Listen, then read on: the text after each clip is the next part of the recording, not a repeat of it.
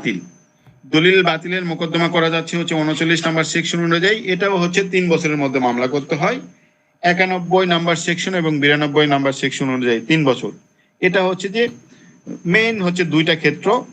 দলিলটা অবশ্যই তিনটা ধরে রাখতে পারেন। একটা, দলিলটা লিখিত হতে হবে, দলিলটা বাতিল বা বাতিলযোগ্য হতে হবে, এবং দলিলটা যদি অনিষ্পন্ন অবস্থায় ছাড়িয়ে দেওয়া হয় তাহলে গুরুতর ক্ষতির কারণ হবে। তাহলে তিনটা ক্ষেত্র কি? দলিল কি হবে? আপনার লিখিত হতে হবে, দলিল বাতিল বা বাতিলযোগ্য হতে হবে অর্থাৎ ভয়েড বা ভয়েডেবল হতে হবে, এবং দলিলটা যদি অনিষ্পন্ন অবস্থায় ছেড়ে দেওয়া হয় তাহলে ক্ষতির কারণ হবে। এই তিনটা কারণ একটু মনে রাখবেন। আর দলিল বাতিল করে কার প্রতি অগ্রগতি করবে এটাও একটু মনে রাখবেন যে রেজিস্ট্রেশন আইন 1908 এর আওতায় রেজিস্ট্রিকৃত হইয়া থাকে, তবে আদালত ওয়ার ডিক্রির একটি নকল সে অফিসারের নিকট প্রেরণ করবেন। তাহলে কার প্রতি প্রেরণ করবেন? ওই যে রেজিস্ট্রেশন অফিসারের নিকটে এই যে দলিল বাতিলের কপিটা প্রেরণ করবেন, ওই রেজিস্ট্রেশন অফিসার ওই দলিল বাতিলের বিষয়টি রেজিস্টারে অন্তর্ভুক্তি করবেন। দলিল বাতিল কিন্তু যে কোনো পক্ষই চাইতে পারে, অর্থাৎ মামলার পক্ষ না বা দলিলের পক্ষ না, সে ব্যক্তিও কিন্তু ক্যান্সেলেশন চাইতে পারে। অর্থাৎ তার যদি কোনো গুরুতর ক্ষতির কারণ হয়, যে ব্যক্তি গুরুতর ক্ষতির কারণ হবে এটা প্রমাণ করতে পারবে, সে দলিলের পক্ষ হোক বা না হোক, দলিলের সঠিক ব্যক্তি হোক বা না হোক, সে ব্যক্তি কিন্তু অর্থাৎ তৃতীয় ব্যক্তিও দলিল ক্যান্সেলেশন করতে পারবে। এটাই হচ্ছে এমসিকিউ এর মেন ভাষ্য। এখন আংশিক ইয়া করতে পারে, 40 নম্বর সেকশন অনুযায়ী আংশিক বাতিল করতে পারে। এটা এমসিকিউতে আসে যে আংশিক দলিল বাতিল কোথায় আছে, এটা 40 নম্বরে। আবার এখানে আরেকটা ক্ষতিপূরণ দেয়া আছে 41-এ, যে পক্ষের জন্য দলিল বিলুপ্ত করা হচ্ছে অপর পক্ষকে কিভাবে ক্ষতিপূরণ মঞ্জুরের ক্ষমতা প্রদান করতে পারে। অর্থাৎ দলিলটা যদি বাতিল করে, যখন রদ হচ্ছে একটা, তখনও ক্ষতিপূরণ। দলিলটাই বাতিল, এখন বাতিল করার কারণে যদি কোনো পক্ষের দায় জড়িত থাকে, আর্থিক দায়, তাহলে তো অবশ্যই ক্ষতিপূরণের আদেশ দিবে আদালত, যেহেতু আদালত ন্যায় বিচার প্রতিষ্ঠা করতেছে। সো যে পক্ষ চাবে যে মাননীয় আদালত আমার এই দলিলটা যে বাতিল করে দিচ্ছেন, আমার এত টাকা কিন্তু ক্ষতি হয়ে গেছে, তখন আদালত এই পিরিয়ডের উপর ভিত্তি করে একটা ক্ষতিপূরণের আদেশ দিবেন। এটা হচ্ছে যে 41 নম্বর। তাহলে 41 নম্বরে ক্ষতিপূরণের বিষয় পাইলাম, 38 নম্বরে ক্ষতিপূরণের বিষয় পাইলাম, 19 নম্বরে ক্ষতিপূরণের বিষয় পাইলাম, 29 নম্বরে ক্ষতিপূরণ ওই যে ডিসপোজাল হইলো আবার ক্ষতিপূরণে বার পাইলাম। 42 নম্বর খুবই ইম্পর্টেন্ট। এটা হচ্ছে যে দুইটা ক্ষেত্রে ঘোষণামূলক মোকদ্দমা অর্থাৎ ডিক্লেটরি ডিক্রি যেটা বলে, ডিক্লেটরি ডিক্রি, এটা দুইটা উপাদানের উপর চাওয়া যায়। একটা হচ্ছে যে বৈধ পরিচিতি অর্থাৎ লিগ্যাল আইডেন্টিটি, এবং সম্পত্তির অধিকার, রাইট অফ প্রপার্টি। তাহলে এখানে এমসিকিউ আসবে যে মর্যাদা বা অধিকার, এভাবে আসবে মর্যাদা বা অধিকার আপনার যদি আসে স্ট্যাটাস অর রাইট। এবং এখানে যদি বলে যে ডিক্লেটরি সুট বা ঘোষণামূলক মোকদ্দমা কিসের উপর করা যায়, যদি বলা হয় যে স্ট্যাটাস এন্ড রাইট যদি থাকে তাহলে এটা ভুল। হয় স্ট্যাটাস, অথবা স্ট্যাটাস মানে কি মর্যাদা, আর রাইট মানে হচ্ছে অধিকার। অধিকার কিসের অধিকার? অধিকার সম্পত্তির অধিকার। আর স্ট্যাটাস হয় পদের স্ট্যাটাস, অর্থাৎ পদের মর্যাদা এবং সম্পত্তির অধিকার নিয়ে যদি কোনো বিবাদমান বিষয় রেইজ হয় তখন ঘোষণামূলক মোকদ্দমা করা যাবে। তাহলে ঘোষণামূলক মোকদ্দমার ক্ষেত্র কয়টা? ক্ষেত্র হচ্ছে দুইটা, একটা হচ্ছে স্ট্যাটাস অথবা অর রাইটস। ঘোষণামূলক মোকদ্দমা কতদিনের মধ্যে করা যায়? 6 বছরের মধ্যে করা যায়। তামাদি আইন হচ্ছে অনুচ্ছেদ হচ্ছে 120। ঘোষণামূলক মোকদ্দমা অনলি ফর, প্রত্যেকটা ঘোষণার জন্য ফিক্সড কোর্ট ফি হচ্ছে 300 টাকা। এখানে কিন্তু অ্যাড ভ্যালোরাম কোর্ট ফি বা অ্যাড ভ্যালোরাম অর্ধেক এটা না, এটা ফিক্সড কোর্ট ফি। তাহলে এখানে ইম্পর্টেন্ট হচ্ছে কি ফিক্সড কোর্ট ফি দুইটা ক্ষেত্রে করা যায়, একটা হচ্ছে যে স্ট্যাটাস আর হচ্ছে রাইটস। এটাও স্বেচ্ছাধীন ক্ষমতা, তামাদি আইনের 120 অনুযায়ী ঘোষণা ইয়া হয়। এখানে একটা জিনিস খুবই ইম্পর্টেন্ট, সেটা হচ্ছে যে ঘোষণার সাথে যদি আনুষঙ্গিক প্রতিকার জড়িত হয় তাহলে আনুষঙ্গিক প্রতিকার আপনাকে অবশ্যই চাইতে হবে। যদি আনুষঙ্গিক প্রতিকার কেউ না চায় তাহলে আদালত ওই যে আনুষঙ্গিক প্রতিকার বিষয়ে কোনো আদেশ প্রদান করবে না। তাহলে আনুষঙ্গিক প্রতিকার না চাইলে আদালত কোনোভাবেই প্রতিকার প্রদান করবে না। এখানে আদালত কিন্তু স্বেচ্ছাধীন বা ন্যায় বিচার, ন্যায় নীতি কোনো নীতি ফলো করবে না, কারণ আপনি প্রেয়ারই আপনি চান নাই, আদালত দিবে কেন? এবং এটা নিয়ে আর চাইতেও পারবে না, এটা বার সৃষ্টি করবে। আর 43 বলা হচ্ছে যে এই যে আপনার ঘোষণা দেওয়ার পর যে ফলাফল সেটা সকল পক্ষই মানবে, এটা বলা আছে যে ঘোষণার ফলাফলটা আসলে কি হবে এটা।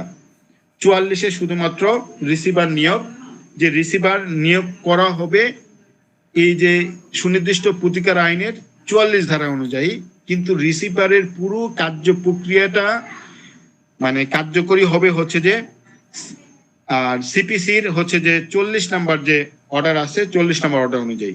তাহলে এখান থেকে প্রশ্ন এটা আসবে যে সুনির্দিষ্ট প্রতিকার আইনের যে রিসিভার নিয়োগ এটা বাস্তবায়ন হয় কোন আইনের অধীনে?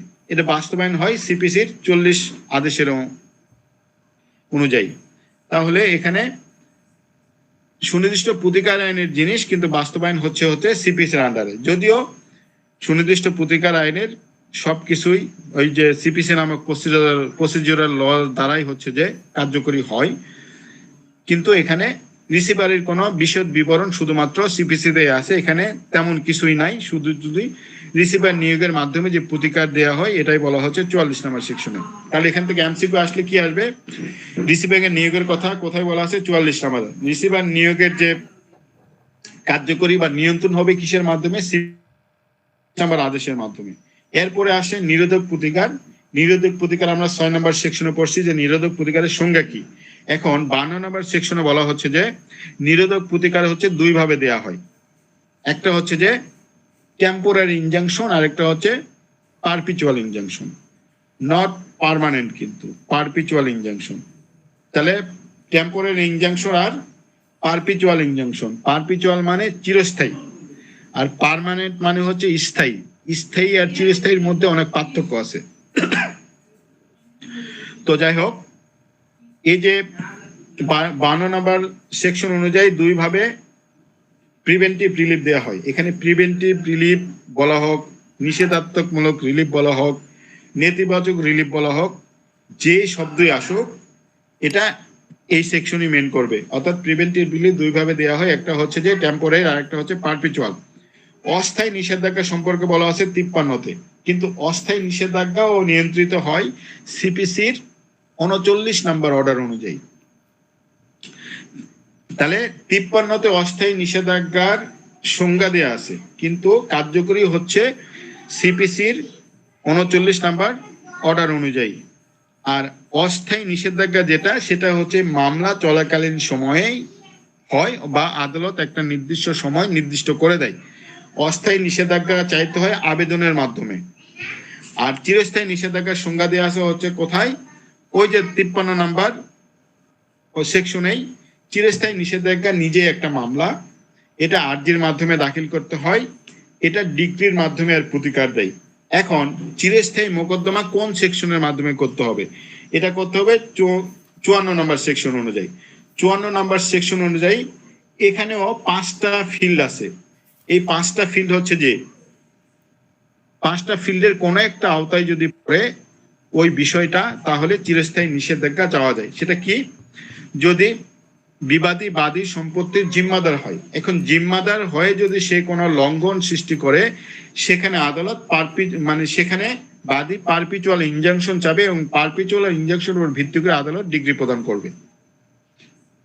2 নাম্বার হচ্ছে যে অধিকার লঙ্ঘনের ফলে যে বাস্তব ক্ষতি সেটা নিরূপণ করার মানদণ্ড নয়। অর্থাৎ 12 ধারায় যে 4টা আছে ওই 4টার অনুরূপ, এখানে ওই 4টারই অনুরূপ, মানদণ্ড নাই। আর্থিক ক্ষতিপূরণ পাওয়া যায় না, আর্থিক ক্ষতিপূরণ পর্যাপ্ত না।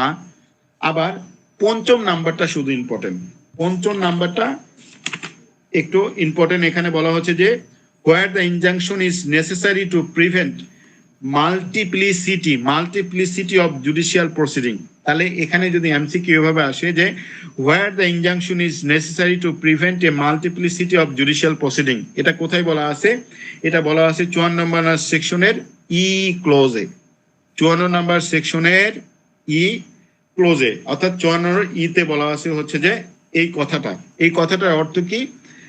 এখন মামলার সংখ্যাধিক্য, বিচারিক যে এই মামলার সংখ্যাধিক্য রোধ করার জন্য চিরস্থায়ী নিষেধাজ্ঞা মানে প্রয়োগ করা হয় যদি পারপিচুয়াল ইনজাংশন না দেওয়া হয়, অর্থাৎ একটা বিবাদবান বিষয়কে জিয়ে রাখা হলো।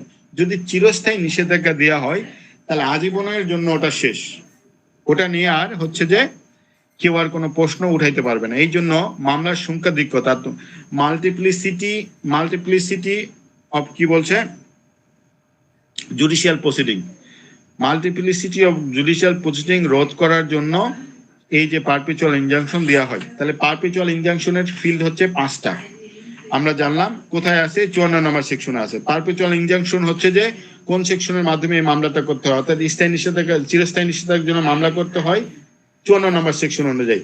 54 নম্বর সেকশন অনুযায়ী চিরস্থায়ী নিষেধাজ্ঞার মামলা তামাদি আইন কত? তামাদি অনুচ্ছেদ হচ্ছে 120 6 বছর। চিরস্থায়ী নিষেধাজ্ঞার জন্য অ্যাডভোলারাম কোর্ট ফি হচ্ছে অ্যাডভোলারাম, অর্থাৎ শুধুমাত্র 52 ধারায় ফিক্সড কোর্ট ফি 300 টাকা। 9 নম্বর সেকশন অনুযায়ী অ্যাডভোলারাম কোর্ট ফির অর্ধেক, যদিও 9 নম্বর সেকশনের অ্যাডভোলারাম কোর্ট অর্ধেক হলে ওটাও ফিক্সড। আচ্ছা, আরেকটা নিষেধাজ্ঞা আছে, সেটা হচ্ছে যে ডিক্লারেটরি। এটা নিষেধাজ্ঞা, যদিও নিষেধাজ্ঞা, এটা কিন্তু একটা আদেশ, এটা কিন্তু নিষেধাজ্ঞা না, এটা একটা আদেশ, অর্থাৎ ম্যান্ডেটরি ইনজাংশন। এটা যদিও ইনজাংশন শোনাচ্ছে, এখন যদি আপনাকে বলা হয় যে সুনির্দিষ্ট প্রতিকার আইনে টোটাল কত প্রকার ইনজাংশন আছে, তখন আপনারা বলবেন যে 3টা ইনজাংশন, একটা হচ্ছে যে টেম্পোরারি, আরেকটা হচ্ছে যে ম্যান্ডেটরি, আরেকটা হচ্ছে পারপিচুয়াল। কিন্তু ম্যান্ডেটরি ইনজাংশন হলো, ম্যান্ডেটরি কিন্তু একটা আদেশ। কেন আদেশ? এটা মানে আদেশই কার্যকর হয়, মানে আপনি একটা বাড়ি করতে যায়, আপনার বাড়ির মানে সীমানার একটা প্রান্তভাগ অন্যর একটা জমিতে চলে গেছে, তখন অন্য জমিওয়ালা আদালতে প্রতিকার চাইলো, তখন আদালত বলবে যে ঠিক আছে, যতটুকু আপনার সীমানায় গেছে ততটুকু ভেঙে দেন। অর্থাৎ ম্যান্ডেটরি ইনজাংশনটা ওটাই বলে যে বস্তুটা যেভাবে বাদী রেখে গেছেন, প্রকৃত মালিক যে বস্তুটা যে সম্পদটা যেভাবে রেখে গেছেন ওভাবেই সে প্রতিকার চাইছে এবং আদালত ওভাবেই প্রতিকার দিবে। আদালত ওভাবেই প্রতিকার দিতে যায় যে সম্পত্তিতে বাদীর মালিকানা থাকা অবস্থায় পুকুর ছিল না, কিন্তু বিবাদী সেখানে পুকুর করছে, তাহলে পুকুর ভরাট করতে বলবে। যেখানে পুকুর ছিল কিন্তু বিবাদী ভরাট করছে, সেখানে পুকুর খনন করতে বলবে। যেখানে অন্যর সম্পত্তিতে বাউন্ডারি ওয়ালের অংশ গেছে, সেই অংশটুকু ভেঙে দিতে বলবে। বাড়ি করতে গিয়ে কিছু অংশ অন্যের জমিতে গেছে, তাহলে ওই অংশ ভেঙে দিবে। অর্থাৎ যেভাবে সম্পত্তিটা সে প্রতিকার চাচ্ছে বা রেখে গেছে, আগে ওই যে অবস্থায় ছিল অবস্থায় ফিরিয়ে দেওয়ার নাম হচ্ছে ম্যান্ডেটরি ইনজাংশন। এটা হচ্ছে 55 নম্বর সেকশন। এটাও 120 অনুচ্ছেদ অনুযায়ী 6 বছরের মধ্যে মামলা করতে হয়। কোর্ট ফি হচ্ছে অ্যাডভোলারাম কোর্ট ফি। আর 56তে কিছু বার দিয়ে আছে, যেমন 21-এ বলা আছে না যে চুক্তি কখন প্রত্যাখ্যাত হতে পারে, অর্থাৎ যে 8টা ক্ষেত্রে চুক্তি কি করতে প্রত্যাখ্যান করতে পারে বা বলবৎ করা যাবে না, তেমনি ভাবে 56তে বলা আছে যে নিষেধাজ্ঞা 11টা ক্ষেত্রে বলবৎ করা যাবে না। তাহলে এটা রিটেনের জন্য খুবই ইম্পর্টেন্ট, মানে সবাই রিটেনের জন্য এটা একদম ঝাড়া মুখস্থ করতে হবে যে যে মামলায় নিষেধাজ্ঞা চাওয়া হয়েছে এটার বিচার বিভাগীয় কোনো কার্য দ্বারা রোধ করার জন্য, কোন নিষেধাজ্ঞা যারা বিচার বিভাগীয় কোনো প্রসিডিং রোধ করা যাবে না। আবার একটা দেখা গেল যে আদালতের অধীনস্থ নয় অমুক একটা আদালত, মনে করেন আপনি দায়রা জজের নিকটে একটা মামলা করলেন, এখন দায়রা জজ তো ওই ডিস্ট্রিক্টেরই, সে শুধুমাত্র যে কোনো অর্ডার দিতে পারে। অন্য ডিস্ট্রিক্টের একটা জিনিস আপনি চাচ্ছেন যে মাননীয় আদালত আমার অন্য ডিস্ট্রিক্টে একটা সম্পদ আছে, তাহলে ওই কোর্টে আপনি বলে দেন। দায়রা জজ ওর এখতিয়ার নাই ওই কোর্টে বলার, তাহলে যে আদালতের এখতিয়ার নয় সে আদালতের কোনো কিছু সে নিষেধাজ্ঞা দিতে পারবে না। আর একটা 3 নম্বর বলা হচ্ছে যে কোন ব্যক্তিবর্গকে যদি আইনের আশ্রয় নেওয়ার জন্য কেউ প্রার্থনা করে, আইনের আশ্রয় থেকে যদি আপনি নিষেধাজ্ঞা দিলেন যে এই সম্পদের লোক আইনের আশ্রয় নিতে দিতে পারবে না, আদালত এই নিষেধাজ্ঞাটা প্রত্যাখ্যান করবে, এই নিষেধাজ্ঞা দিবে না। 4 নাম্বার বলা হচ্ছে যে কোনো সরকারি সার্বভৌমত্বের কাজ বা বিদেশি সরকারের সার্বভৌমত্বের কাজ এগুলিতে হস্তক্ষেপ করার জন্য যদি কোনো নিষেধাজ্ঞা চান, এটা আদালত কোনোভাবেই দিবে না। আরেকটা হচ্ছে যে ফৌজদারি, এখানে প্রশ্ন এটাই আসে যে ফৌজদারি কার্যধারা রোধ করার জন্য নিষেধাজ্ঞা চাওয়া যাবে কিনা। নো, ফৌজদারি কার্যধারার সাথে এই যে জমি জমা সংক্রান্ত এই রাইট আর হচ্ছে যে স্ট্যাটাস এই শেষ হবে একটু পর। তাহলে আরেকটা হচ্ছে যে যেটা সুনির্দিষ্টভাবে কার্যকর করা যায় না, অর্থাৎ যে চুক্তিটা আপনি যে জিনিসটা আপনি নিষেধাজ্ঞা চাচ্ছেন সেটা সুনির্দিষ্টভাবে কেউই কার্যকর করতে পারে না, বুঝতেইছে না আদালত, সো ওটাতে আদালত নিষেধাজ্ঞা প্রত্যাখ্যান করতে পারে। তারপরে দেখা গেল যে এমন একটা অজুহাত আপনি দাঁড় করাইছেন যে অজুহাত উৎপাদের উপর প্রয়োজন না, অর্থাৎ নিষেধাজ্ঞা আসলে কি মানে কখন চাওয়া হয়, যখন আপনার সম্পদটা কেউ হরণ করতে চাচ্ছে, সেই সম্পদকে আপনাকে বিভিন্ন ভাবে উৎপাদ করতেছে, ওখানে একটা প্রাচীর দিচ্ছে, ওই দিকে পথ চলাচল করতেছে, তারপরে একদল লোকজন আনে লাঠি সোটা দিয়ে ভয়ভীতি দেখাচ্ছে যে এই জমিটা আমার, এটা আমাকে দাও, তখন আদালত তো নিষেধাজ্ঞা দেয়। তাহলে এই যে উৎপাতের কথা আরজিতে লেখছে আদালত আসলে ওটা উৎপাতই না, ওটা দেখা গেল যে চা খাওয়ার জন্য 10 জন লোক ওখানে একটা হয়েছে বা পিকনিক করার জন্য অ্যাটেন্ড হয়েছে, আর বাদী মনে করছে যে না এরা মনে আমাকে আক্রমণ করার জন্য, সেই জন্য নিষেধাজ্ঞা চাইছি, আসলে ওটা উৎপাত না। এই কাজে আদালত কোনো প্রতিকার দিবে না। তারপরে দেখা গেল যে এমন একটা লঙ্ঘন যেখানে মৌন সম্পত্তি আছে, অর্থাৎ একটা বিষয় নিয়ে মামলা করছে বাদী, কিন্তু যে বিষয় নিয়ে মামলা করছে সেটা দেখা গেল যে প্রতি বছরই ঘটে, 1 সপ্তাহ পর পরই ঘটে। তাহলে 1 সপ্তাহ পর পর যেহেতু ঘটে, সেগুলো বাদীর অবশ্যই মৌন সম্মতি আছে যে কারণেই ঘটে, তাহলে এক্ষেত্রে আদালত কোনো কিছু দিবে না। অথবা যে প্রতিকার চাচ্ছে, নিষেধাজ্ঞা চাচ্ছে, ওটার হচ্ছে যে ক্ষতিপূরণের মাধ্যমে সে প্রতিকার হয়। আরেকটা ক্ষেত্র হতে পারে যে আবেদনকারী কোর্টে এমন একটা উদ্ধত্তপূর্ণ আচরণ করলো যে কোর্ট তাকে প্রতিকার নিষেধাজ্ঞা দিতে নিজেই চায় না, তখনও সে নিষেধাজ্ঞা পাবে না। আবার মামলার বিষয়বস্তুতে যার স্বার্থ নাই, সে নিষেধাজ্ঞা চাইতে পারে না, অর্থাৎ তাকেও আদালত নিষেধাজ্ঞা দিবে না, অর্থাৎ নিষেধাজ্ঞা প্রত্যাখ্যান করবে।